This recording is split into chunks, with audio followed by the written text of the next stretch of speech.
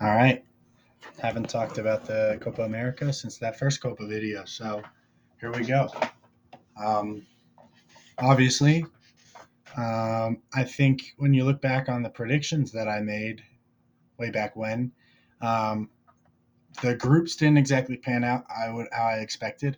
Um, round of 16 matchups weren't what I expected, and yet you get to the semifinal stage, and it's I've gotten 3 out of 4 correctly, and you be like, oh wow. I don't think it's a testament to me or my ability to pick. I think it's a testament to those 3 teams that it was that easy to pick those 3 teams to be in the semifinals, despite the fact that Brazil are not there. And if they were to have been there, they would have had to be there instead of one of those 3 or one of 2 of them. So to say that those 3, yeah, clearly we're going to be semifinalists in a position where 2 of them we're going to have to play against Brazil, is bold, and I think it's completely true that Uruguay and Colombia have been head and shoulders above Brazil for a long time. But with that being said, let's talk about these 4 teams, how their tournaments have gone in totality, and what to expect tonight and tomorrow night from these semifinals. Da, da, da. Slideshow's not working. What are we doing here? Oh, it's at the end. There we go. Argentina, Canada. We'll move myself in there, right in the middle. We're not picking sides. Why am I looking like that? Oh man, the slideshow's giving me a headache right now. Okay, what? How do I get back here? Okay, Argentina, Canada. Um, starting with Argentina, I think to this point that they would be disappointed in the way that their tournament has gone. Uh, didn't impress in any of the group games. Very close games. Um, they did what they had to do to win the group, um, but it wasn't anything special. It wasn't anything special. And then you go to that quarterfinal game against an Ecuador team, and you dominate for the majority of the game, but you don't put away a second or third, and 1-0 turns to 1-1 and almost turns to 2-1 the other way, and you have to get lucky and win it on penalties with a messy miss. So I don't think that Argentina look at this tournament so far and say, "Wow, we've done brilliantly, and we're so happy to be in the semifinals." I think they more so are thinking like, we're lucky to be here, and we better go ahead and improve so that we can hold this title for another 4 years or however long it's going to be till the next Copa, because it feels kind of random whenever they happen. But um, yeah, I don't think it's been impressive from them. But one thing that I would be happy with if I were Argentina, um, is I feel like they've really shown that they can do it without Messi. I mean, Messi hasn't been the guy, and nobody has for them in this tournament. But Messi hasn't had a spectacular performance. Missing his penalty for one. I think that penalty shootout is a microcosm of the tournament. Like, they're playing for Messi. Yeah, there's a lot of motivation because you never know how long Messi has left with the Argentinian national team. Um, but at the same time, um, he's supposed to be he's supposed to be that guy. Um, and unlike Cristiano Ronaldo, I think he has done successfully dropped back into a supporting cast role. He's playing the role of leader. He's doing what he needs to do. Yeah, he's been brilliant at times when he needs to be, but he's not trying to do too much like I think Ronaldo did with Portugal. And I think that's huge for that Argentinian side because I think it's allowed the rest of the team to come into their own. It's not all about Messi. They want to win it for him, but I think each of the players has their own place in the team, and it leads to an identity that's really strong. Tactics and organization under Scaloni continue to be great, and I think that's just going to get better as Messi continues to take a backseat role because there's less and less pressure to get it to him. I think that Messi is doing the right thing for Argentina's future. Um, which is very admirable because you see other players like Ronaldo. It's difficult. It's not an easy thing to do, but He's doing really well. And I think that's a huge reason why Argentina have gotten to the place that they are, despite the results that they've had. But if they're going to win this tournament, it's going to need to be better. They already have played Canada, and we'll talk about Canada now. For them, I think it's almost the exact opposite. Performances haven't been good, similar to Argentina, and yet I think that they'll be very happy with the way that this tournament has gone. Um, they squeaked through the group, but they got through, and then they sent that got that semifinal or quarterfinal game to penalties, and they won it on penalties. And I believe they scored first. So they've scored 2 goals all tournament. Uh, that's not enough, and yet they're semifinalists. So I think with them, it's really a testament to what Jesse Marsh has been able to do. Um, and yeah, sometimes when you come in as a new coach, there's a lot of things you want to do. You want to implement organization and tactics and a system and an identity.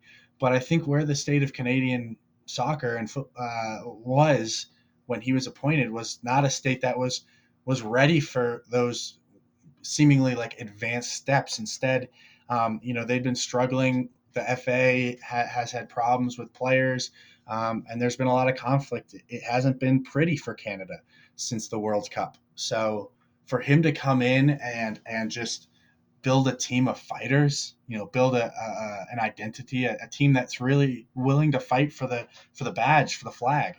Um, I think that's what Canada needed in a manager. And yeah, I don't think it's enough to get them past some of the tougher opposition, but they got lucky. They got Venezuela, and they're here in the semifinals, and this is a tremendous success already.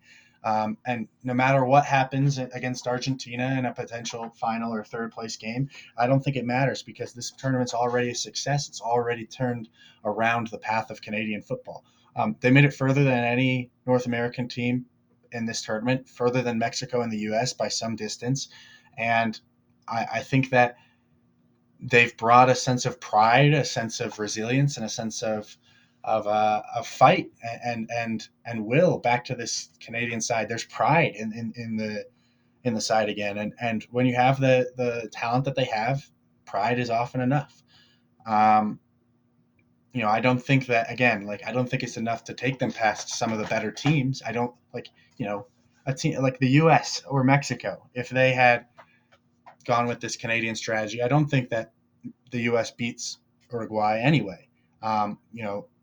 Some teams are at a point where they need the tactics, but I don't think that's the point that Canada were at. They didn't need a manager to come in and try and implement a new system right away. What they needed was a mentality change, and that's exactly what Jesse Marsh has provided. So all credit to him and all credit to the Canadian players who have been able to turn the path of Canadian football around again. For years and years and years, their program was kind of a joke. Kind of the laughing stock of CONCACAF because of how big of a nation they were and yet how poor they've been. And now, they made the World Cup. They won qualifying. Everybody was like, this is it. Canada's here. And things kind of quieted down for a while after that. But Canada's back, and Jesse Marsh has brought them back, and he's reinstated this fight and this vigor in them. And I think that it's something to be proud of. It's something to build on for Canada. But with that being said, you know, I don't see them being this Argentina team. And obviously, that first game, Argentina weren't perfect, 2-0, not the most appealing result. It wasn't pretty, and I do think Canada will give a good amount of fight. But when push comes to shove, we've got one team over here that has a reason to fight in Canada, but and has some talent, and maybe lacks a bit of organization, lacks a bit of a tactical identity. And then you've got Argentina, who's been playing under Scaloni for years now, and they've barely lost since he's taken over 2 games since he's been in charge. And they have that tactical identity. They have more talent than Canada, and I think they also have a certain level of drive because of that man, number 10, Lionel Messi. He gives them a little extra because they have a desire to win for him. So I think the one place that Canada matches Argentina is passion at this point. But I don't think passion will be enough for them. And I think, they might take it the distance, but in the end, I think Argentina has more talent, more star players, and more organization. And for me, this is an easy one compared to the other game. So we'll get to that one. Uruguay and Colombia.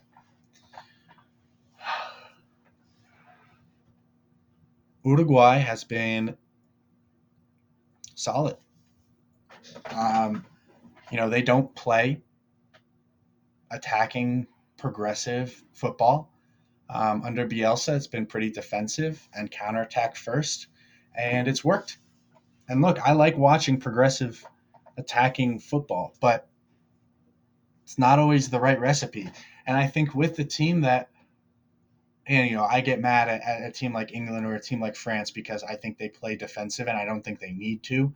And I like, you could win, if not as many games, more games by playing with an attacking style, and yet they refuse to do so. I don't think that's the case with Uruguay. I think the defensive style that Bielsa has implemented is exactly what they need. It's been really fun. Well, not fun, but really hard-nosed, defensive. I mean, they shut down a Brazilian team for 90 minutes. Endrick had one touch in the entire game, and it was a kickoff.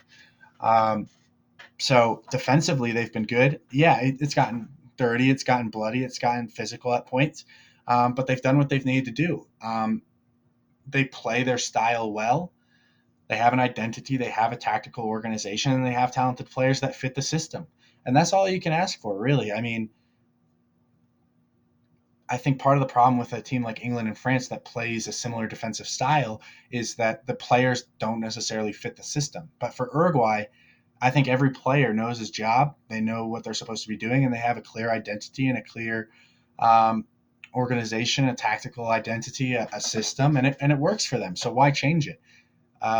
They won the group, and then they took care of Brazil on penalties, and it hasn't been pretty all the way, but when you play that defensive style, you take the risk of, close, ugly games that come down to penalty shootouts. But they're prepared for it. They know what they have to do, and they're ready to battle. And it's been special from Uruguay.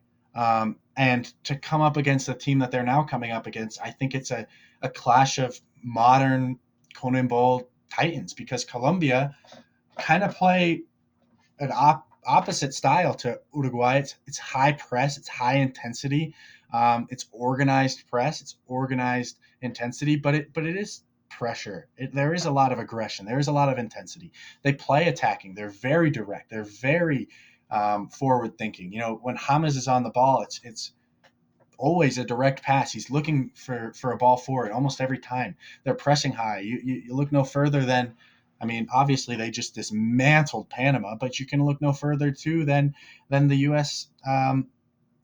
Game in preparation for the tournament. They absolutely throttled them, and a lot of it. And I said it before. I said it in the U.S. video. The U.S. did it to themselves, where all 5 goals came off of mistakes coming out of the back. Yeah, that's a U.S. mistake, but it was forced by Colombian pressure. Um, and some teams will have the ability to play through them, and that's how it's going to be. But Colombia have organized their press in such a way that not many teams are going to be able to beat them playing out of the back. And in the modern game, teams want to do that. So forcing teams to make mistakes out of the back is a winning strategy, and playing direct off of it, very quick, very efficient attacking. It's fun to watch. And in my opinion, they've been the best team in CONMEBOL for the last year, maybe. So this is a real clash, because while Colombia really press well, I don't think Uruguay want to keep the ball at the back. So that strength is kind of taken away. And on the other side of things, yeah, Uruguay want to play defensively, but Colombia aren't the team to try a long-winded buildup. They're going to be direct. So I think in some ways both of their strengths cancel out the other strengths. And this could be a real dogfight, back and forth type of game. Um, Hard to predict, really. I think again, and like it comes down to who can get their style to work better. If Colombia can prevent Uruguay playing the long ball out of the back, force them to play out of the back, and then win the ball off of pressure, all of a sudden Uruguay's strength of defensive organization is gone. When you win the ball high up the pitch, you're not in a defensive organization. They're out of position defensively. And so you can attack them quickly and take advantage of it. So if Colombia is able to force Uruguay to play out of the back consistently, they will win the game. On the other side of things, though, if Uruguay can continually have success defensively getting out of the back and slowing Colombia down and playing the long ball into Darwin Nunez and playing on the counter, that takes away from Colombia's style. They don't want to have to build up all the way from their goalkeeper, from a goal kick, from a throw-in in their defensive half. That's not what they want to have to do. And having a lot of possession and having to break down a team rather than being able to go at them quickly and find holes quickly, it's not the way they want to play. So I think if one of the teams has success the way they want to play, the other team can't have success the way they want to play. So my prediction would be that there will be periods of Uruguayan dominance. I don't think on the possession sheet, but where they're playing the way they want to play and Colombia are frustrated. And I also think that there will be periods where Colombia are frustrated. And it's going to be a 50-50 game in terms of who plays their way more. And if I had to guess, I'd honestly say that Uruguay get their way more. But I think Colombia will win the game because of the fact that Colombia's style creates more goal-scoring opportunities than Uruguay's. I think if Uruguay play their game, they might have 2 chances on goal. If Colombia play their game, they'll have 10.